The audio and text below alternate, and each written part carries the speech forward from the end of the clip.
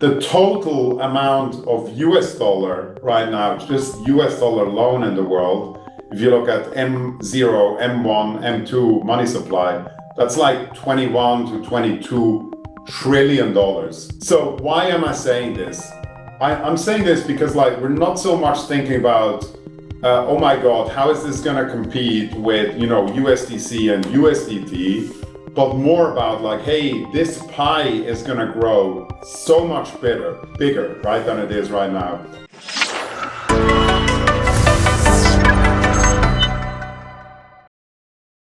This content is brought to you by BitGo, which is one of the top crypto custodians in the crypto industry.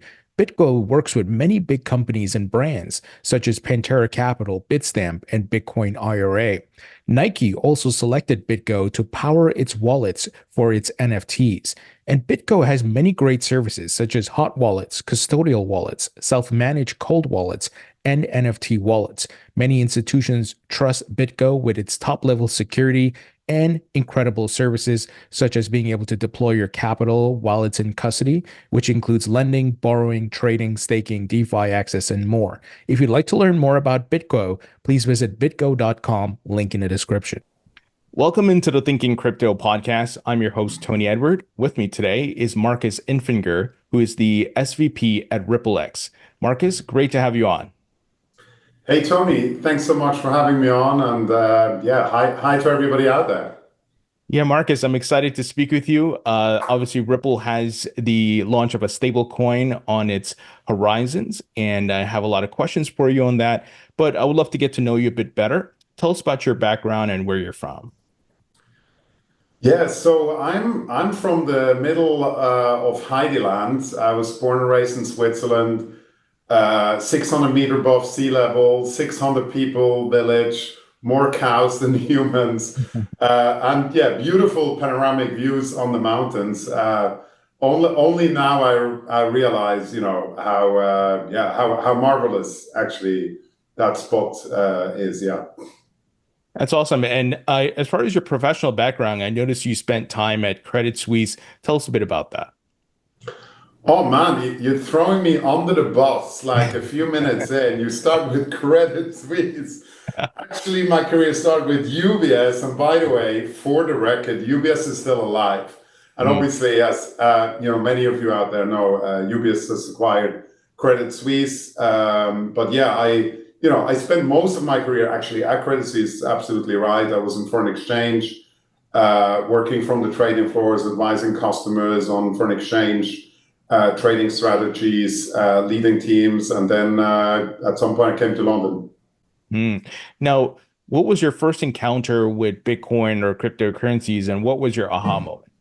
My first encounter was me being very ignorant about it, and that taught me a pretty serious lesson. It was back in 2014. I was at Credit Suisse. And it was one of the, IT guys, nerds talking to me about Bitcoin and started kind of debate. I'm in foreign exchange. Hey, we're dealing with billions of dollars every day. You want to teach me about money? You want to debate me about money? And at some point I ran out of arguments and I was just it left me wondering, but it, unfortunately didn't left me curious enough to really dive into the rabbit hole there. And it's definitely something I'll remember for the rest of my life. Always listen, to those nerds. And then, back in 2017, that's when I really got into the rabbit hole and been in there ever since.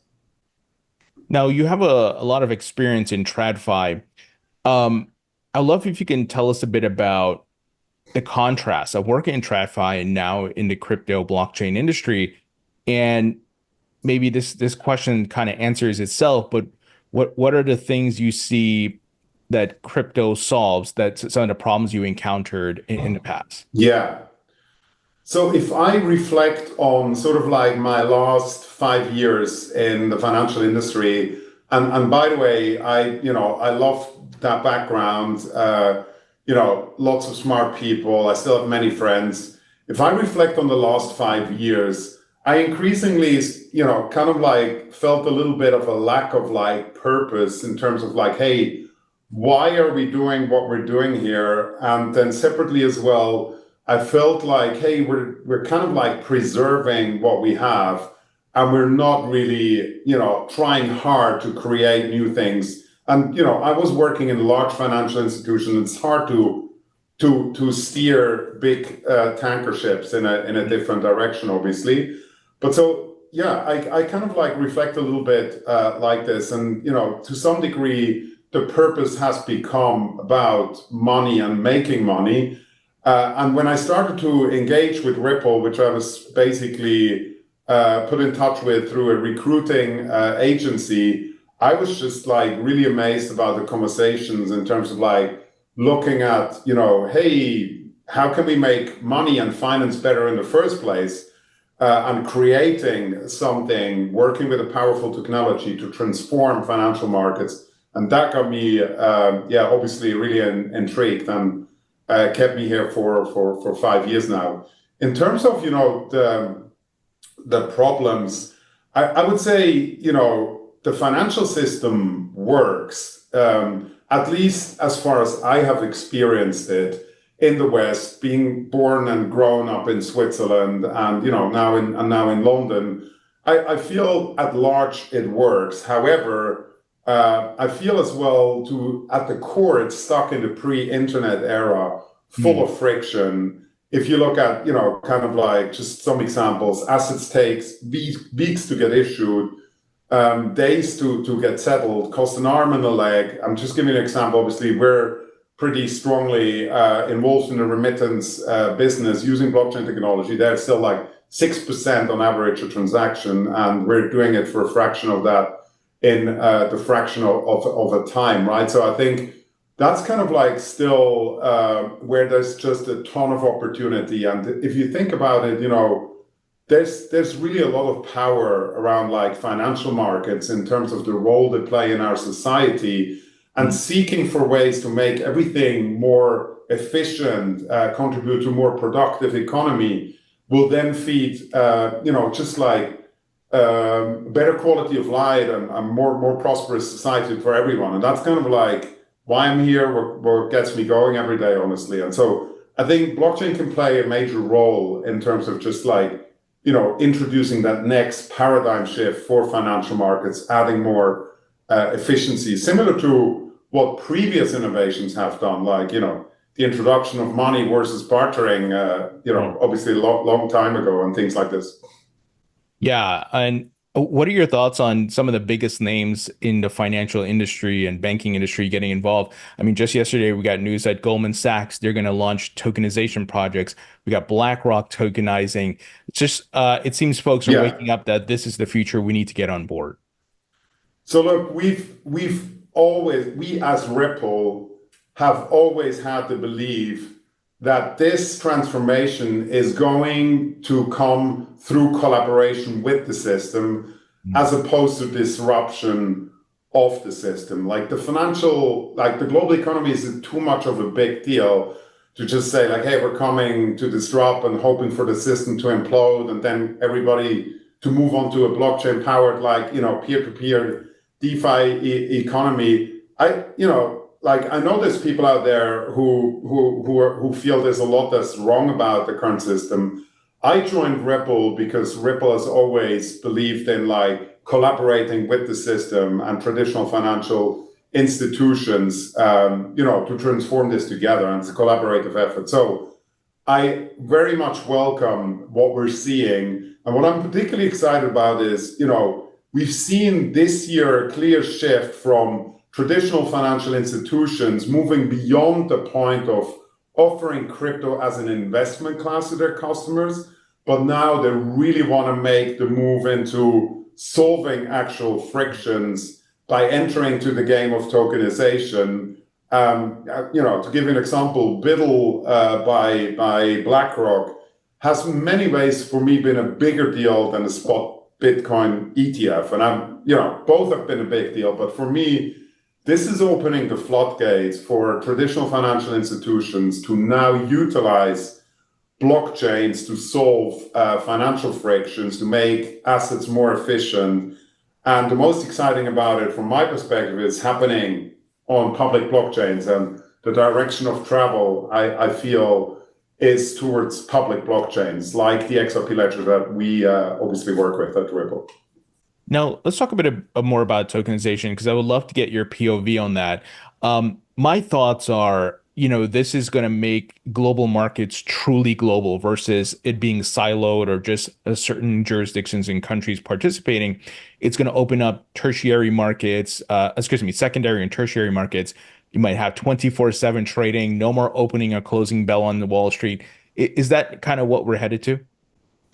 Yeah, 100%. Look, if you, again, just quickly rewind, so what are the pain points of the existing financial system? It's fragmented, it's full of red tape. At the core, it predates the internet age. Assets take a long time to get issued and settle. And blockchains have a couple of huge advantages, right? They're global out of the gate, and they can be super, super efficient. The XRP Ledger, which is the blockchain that we primarily work with, and it's one of the oldest layer one leading blockchains, as you hopefully know, has been settling transactions in 3 to 5 seconds throughout the last 12 years for a fraction of a cent, billions of transactions. There's something magical about that, right? And so if you can obviously make sure that this technology can be applied in a way that it's compatible with the existing financial, regulatory frameworks, user safety, you can just see how powerful the efficiency gains can be for traditional financial institutions as well. And obviously, it's going to require a combination of the two things, right? To kind of get to a place where it can actually be applicable today in the real world, as opposed to in a parallel economy or in some, utopian future, so to say. Are there any RippleX partners or folks that you're working on with some cool tokenization projects that you can highlight? Yeah, so it's definitely very much a focus area for us. We've made a few announcements recently.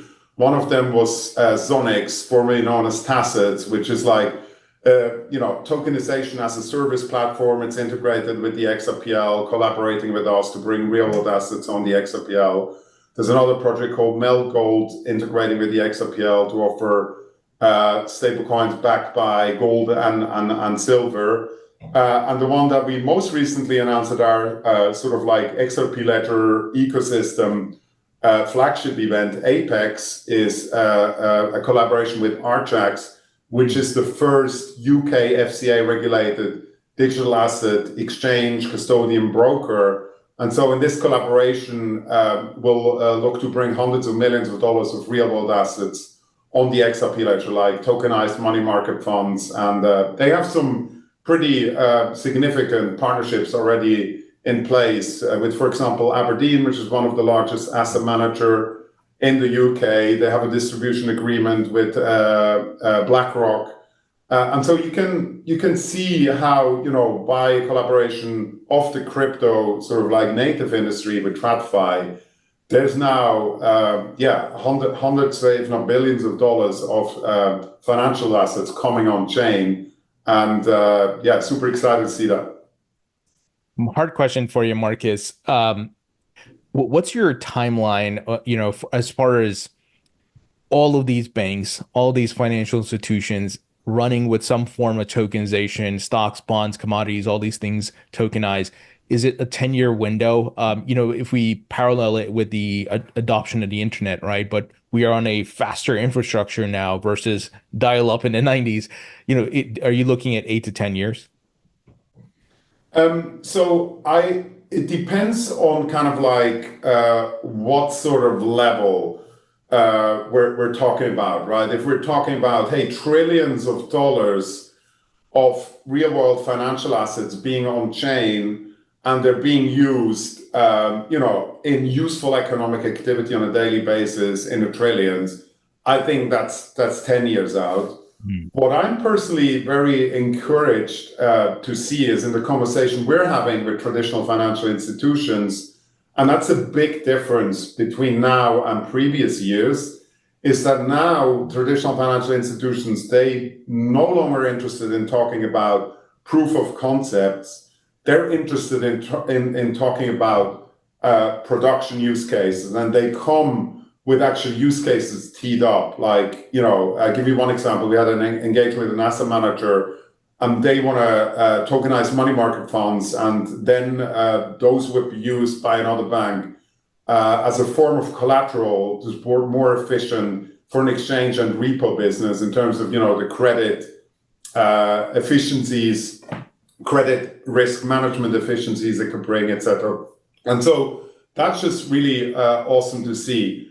The other side of it is that, you can see how these highly regulated assets are entering into DeFi communities and are being used by DeFi users, right? And that's obviously a major distribution force that I think as well, with more elegant sort of like compliance features coming on chain. We're, by the way, building some of these as well, like decentralized identity. We're doing research in zero knowledge proof and things like this. So that you can see how secondary market activation can happen into DeFi communities, and then really, get to harness the beneficiencies of like broader access, lower barriers to entry, and rehypothecating things, using these sort of assets as collateral, and so pretty excited about both of these sort of paths to adoption, right, within the TradFi, but then also kind of like fueling and empowering a more active DeFi economy. Yeah, absolutely. And a big part of that is, of course, stablecoins. And obviously, I want to segue. This is a good segue into Ripple's upcoming stablecoin RLUSD. Let's start off with, what's the goal for Ripple in launching this stablecoin?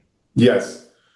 So there's a couple of things here. The meta point is we believe stablecoins play a very important role in terms of bridging the gap between TradFi and crypto, and sort of like, really fueling and kickstarting, this transformation towards a more efficient financial system. And it's as such, a natural step for Ripple to move into, based on the track record we have working with TradFi around payments.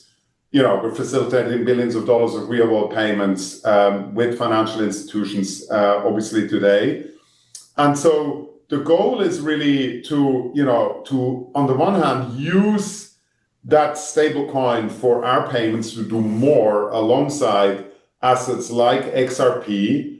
And on the other hand as well, it's been one of the key feedback from the developer community in the XRP Ledger ecosystem, that, they're looking for compliance first, highly trusted, high-grade stablecoins, in there to help act as a settlement asset against these real-world financial assets that we're now seeing, coming into this ecosystem.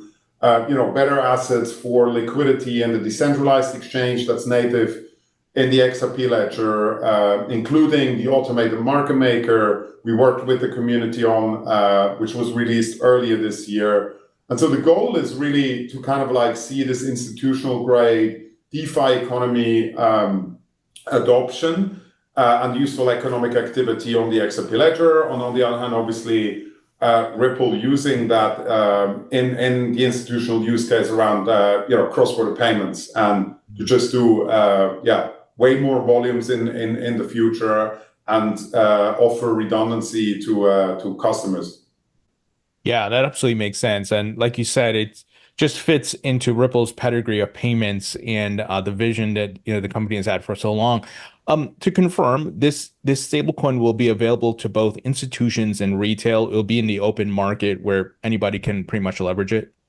Yes. So it will be, the idea is it's going to be launched later this year. It's going to be available on several exchanges. We hold several licenses that sort of like back, this institutional grade, really trusted, compliance first aspects to it. Recently acquired standard custody, and with that, a New York trust license. We have like 40, money transmitter license in the US. We have an MAS payment license, etc. And then so this Ripple stablecoin can be expected to be listed on several exchanges. Minting directly with Ripple will be available for like institutional grade enterprise customers. In the early stages as well. Now, you mentioned the acquisition of certain custodian standard custody. I know there's Medico as well. Tell us about how the reserves for the stablecoin will be custodied, and what will the reserves be consist of? Yes. So we'll definitely look to kind of like, be given the compliance first sort of like mindset that we have been operating on this since day one. We'll definitely look to be on par with, the best industry standards. We'll look to produce monthly audits. It's going to be backed by cash equivalents, like treasuries, fiat US dollars, and so forth. It's going to be evolving like with other tier one US dollar stable coins in terms of like how these can be integrated and backed, working with the financial system together over time, and just kind of like solving for, higher trust in terms of the vehicle it represents for use in DeFi use cases and institutional grade use cases. And with regards to a market availability, I'm assuming it will be available globally. And I guess the tertiary or secondary question to that is, with the recent issue of the EU stablecoin regulations and so forth, and there's potentially some coming in the United States, how is Ripple ensuring it's going to be in alignment with those? Yeah.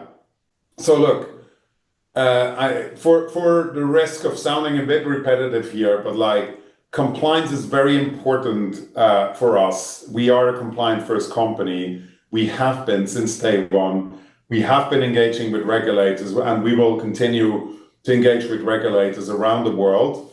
And so, we're definitely covering the relevant angles to make sure the Ripple stablecoin is compliant wherever it's offered, and we're going to be, working towards increasing the scope, geographic scope over time, obviously. And we're in a lucky position that, a lot of the work we've done around payments can be leveraged directly for the Ripple stablecoin in terms of the licenses we acquired, in terms of the regulatory relationships and formal partnerships we've been building over the last 10 years. And so we'll definitely look to, lean into that and harness all these, partnerships we built, including also on-off ramping. By the way, we've built up a huge network of on-off ramping functions for our payments product. And so that's going to serve us well in terms of like, solving as much problems in the world as possible with this new launch of the Ripple US dollar stablecoin.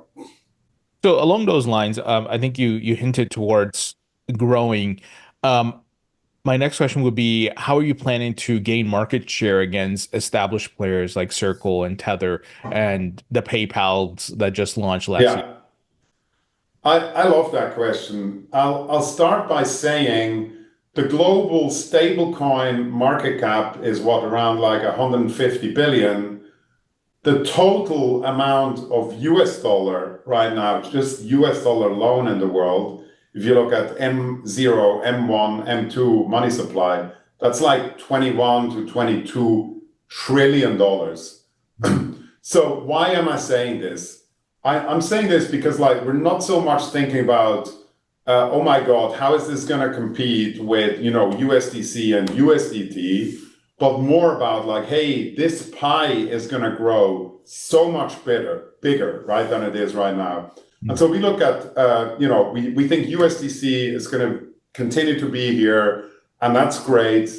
We look at these dynamics more as like co-opetition than, competition.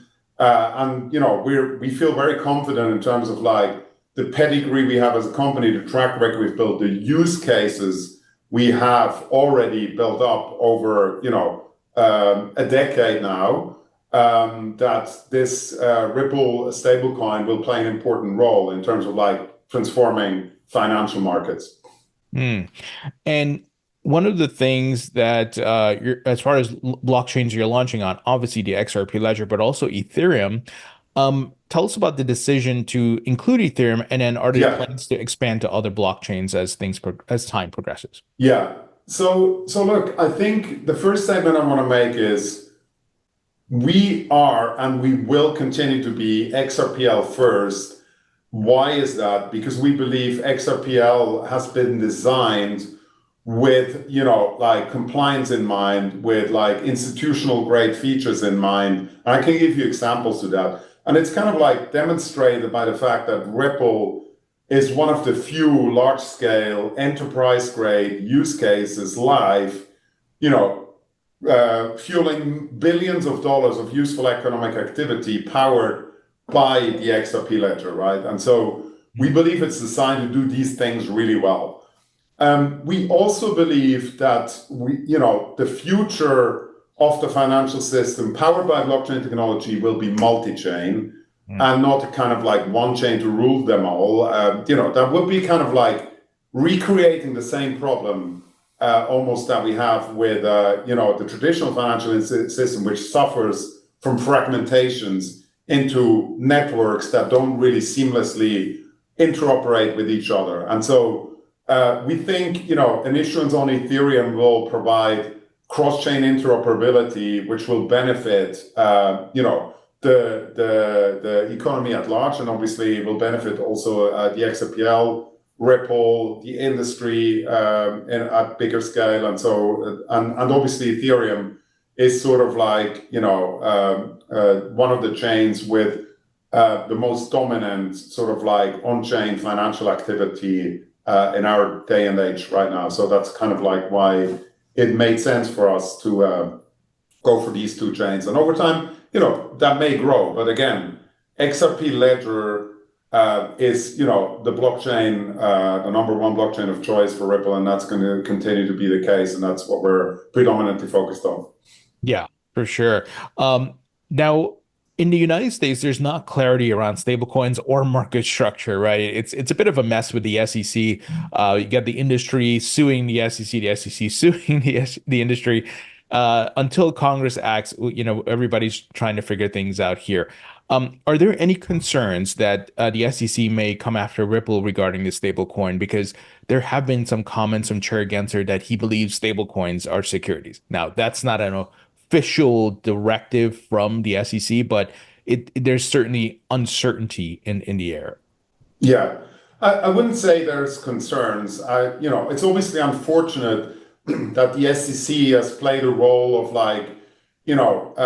stifling innovation quite a bit over the last couple of years. If you look at that through the lens of, innovation and also just particularly the crypto industry, it's definitely not been a positive thing, and it's just unfortunate to see. It feels like the US could be way more a leading force, and way more dominant, similar to what has happened in the internet era, right? And I would say, that's paid off very well for the US at large.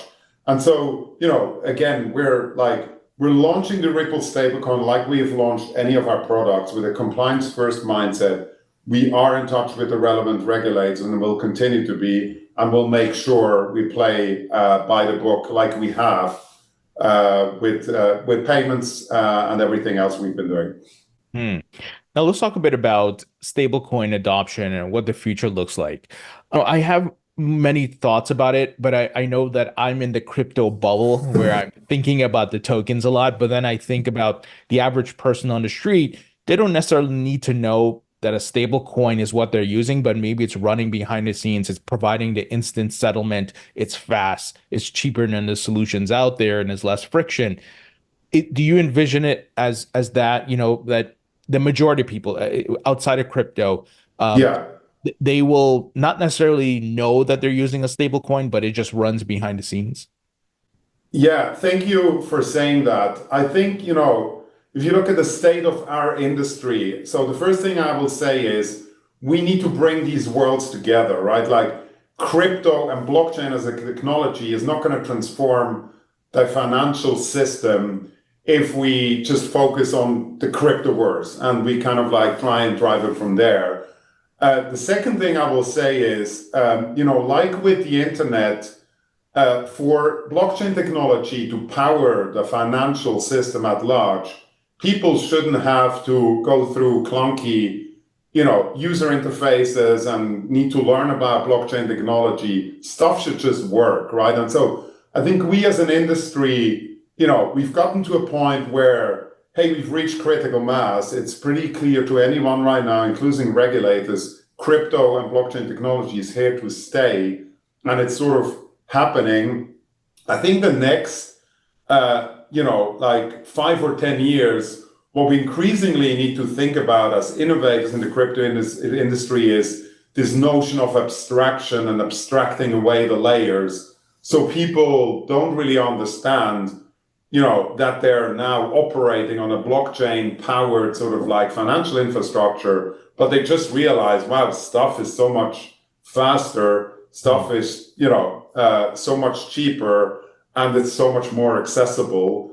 And I think we're on the path to get there, but there's still lots of work ahead. And the logic I kind of have is like, hey, the more time we can spend in terms of the value chain of use cases on a blockchain-powered financial infrastructure, the more we get to harness, all the beautiful things around efficiencies, access, and all these things. But it's going to be a trade-off in the beginning in terms of like how much decentralization and these aspects we can, basically use, and how much intermediation is still required to make sure users are safe.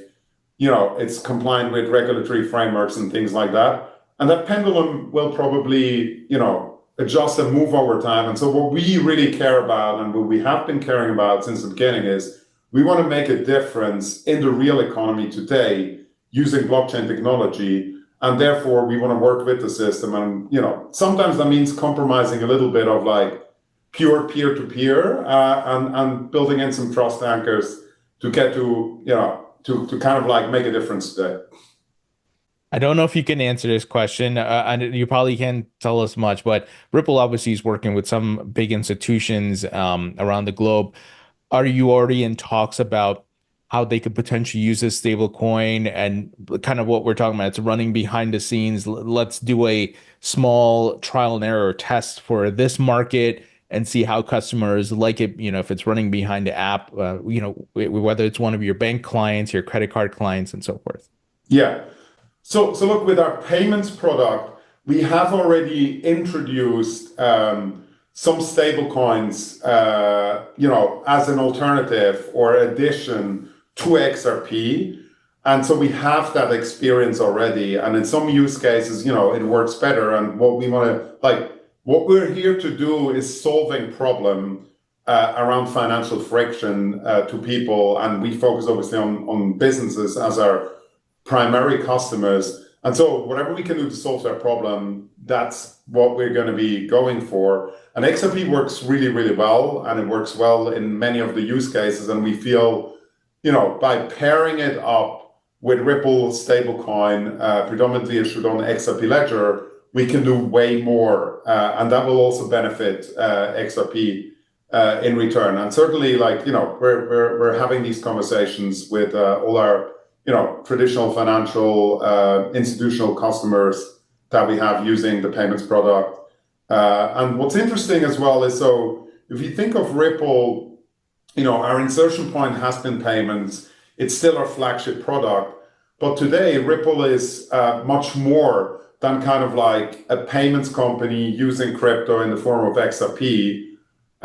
Because, we do own a custody business. We have core competence in a layer 1 blockchain that's designed to support institutional grade financial, kind of like use cases. And so if you pair all these things together, you end up with a company that's essentially playing a leading role as sort of like this digital asset infrastructure provider to financial services at large, like a holistic sort of one-stop shop to provide simple, secure, and compliant solutions to bring sort of like TradFi on chain. Yeah, I mean, it's exciting what's coming. It's a brave new world. And then let's talk a bit about the XRPL because there was things like automated market making, AMM, excuse me, that was launched earlier this year. Tell us a bit about that and how that's been going.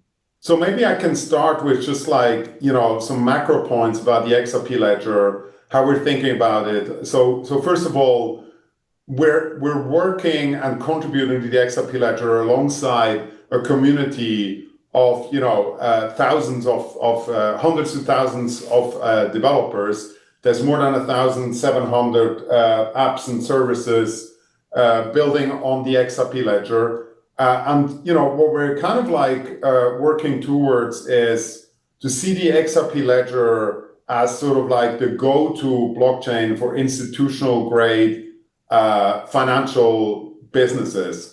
That's kind of like the positioning, and the way we're working towards that with the community is obviously there's existing features that are, what's particular about the XRP ledger, they're all natively baked into the protocol, which brings with it more security than, for example, through a smart contract on the surface. It also helps aggregate liquidity on the protocol level. And so there's been a native decentralized exchange with a central limit order book since day one, since 2012. It was actually the first decentralized exchange in the world.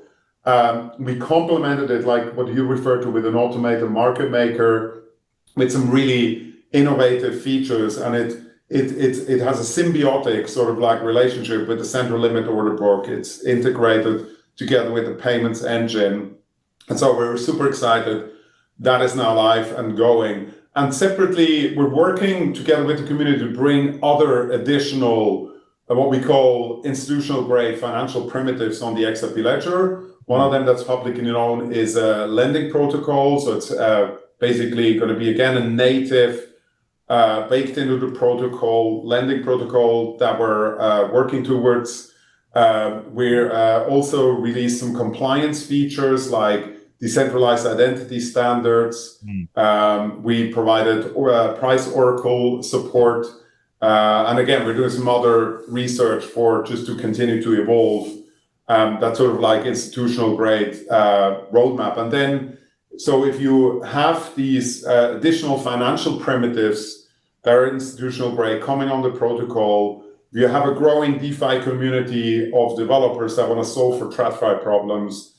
If you have, more high grade, highly regulated financial assets coming to the XRP ledger, and companies like Ripple plugging more deeply directly into XRPL to power payments and beyond, then you can see how this creates a flywheel of powering like real world financial activity at scale. And so that's kind of like what we're working towards and what we're super excited about. Yeah, it's exciting stuff. I did want to ask you, with the limited time we got left, about ETFs. I would love to get your perspective on how the impact of the Bitcoin ETFs going live. We got the partial approval of the Ethereum ETFs here in the United States. And then there's talks of a Solana and, of course, an XRP ETF. I want to get your take on all of that. Yeah. So my first reaction is this is so exciting for everyone in the crypto industry. It's kind of like somebody at a panel I was earlier in the year said, it's like a free trade agreement between TradFi and crypto. And I think that was pretty well described. I think it's as well a huge testament in terms of like, how far we've come. And also that like, hey, crypto as an investment class is mainstream, right? It's no longer just like, somewhere random, some people, some crazies are investing in crypto. I think like something like 40% of people in the US now own crypto. So I think that's kind of like, we've reached mainstream. My second reaction to it is like, hey, all of this is only worth something if crypto solves problems at scale, and if this stuff is actually useful, right? The value of crypto is a direct correlation to the size of the problem these blockchain networks and native assets are able to solve. And that's what I'm focused on with as my role of RippleX. Like, I want to solve real world financial problems using blockchain technology. And that's kind of like, yeah, what gets me super excited. But yeah, it was amazing to see the turnaround on the ETH, ETF. And look, in relation to XRP, I think XRP is obviously, a pretty evident candidate. It's has been one of the leading cryptocurrencies in terms of like market cap, in terms of like, daily volume for 12 years now. And it's the only asset, crypto asset that had to go through that level of scrutiny, regulatory, through the courts, and obtained that level of clarity with the ruling by the court last year that XRP in and by itself is not a security. And so it feels like pretty evident that it's somewhere on the list. Do you think we see that XRP ETF in 2025? I hope so. I've no firm timeline there in place. And again, like I think on the periphery, these kind of products are very important. The thing that gets me out of bed in the morning is how we're going to be able to, build a better or transform towards a better financial system using these technologies and using these assets. Yeah, for sure. Markus, I got some wrap-up questions here for you. First, if you could create your own metaverse, what would the theme be? That's a good question. I think something like, traveling back through, any time in history, or even more exciting, being able to explore space and like, go through a wormhole, see what happens, jump into a black hole and see how it feels to be torn into a spaghetti. So that would be pretty awesome. Yeah, I have the same. Those are like mine too, like space and time to be able to be immersed into, I don't know, go back to the 1500s and see what life was like. That'd be pretty amazing. Looks like we should be hanging out more often, Tony. For sure. Rapid fire questions. Favorite food? Tagliarini with white truffle in Piedmont. Favorite musician or band? They're called Timothy and Raphael. They're 6 and 7 years old. They're my family band. One plays the violin, one plays the keyboard, and they're hyperactive. So definitely keeps you on your toes. Favorite movie? Good question. So I'm a space guy, as you know. I really liked Interstellar in terms of like, hey, exploring the unknown, pushing, like courageously beyond what's known. And also sort of like the fact that they're actually used some of the top scientists to kind of like articulate and tell the whole movie. And there's also these elements about like, this very intense human emotions about love and sacrifice and all these things. So I thought it was like a really well-made movie. Yeah, it's one of my favorites. Favorite book? Favorite book, I do tons of audiobooks. Maybe I'll tell you the last one that I thought was really good, Sure. which was The Cold Start Problem by Andrew Chen, who was the head of growth at Uber, I think, and now he's at Andreessen Horowitz. And it's a book about network effects. And I would say anyone in crypto working on protocols, this has got to be a Bible. It's just like, even if it's Web 2 oriented, there's a lot of like good lessons for what we're trying to do. I'll have to check that out because I've often talked about Metcalfe's law and network effects and how it's so applicable to crypto and blockchains. Yeah. And when you're not working at Ripple, what are you doing for fun? My favorite thing to do is skiing. Nothing beats like, blue sky, fresh powder, Swiss Alps, and the ski under your feet. Unfortunately, it's something I do like, a week a year or something. So, but yeah, that's my favorite thing. Awesome. Markus, pleasure chatting with you. I'm super excited for launch of the RLUSD stablecoin. We'll have to have you back on later this year once that goes. I'd love to. But thank you so much for joining me. Thank you, Tony. It's been a lot of fun.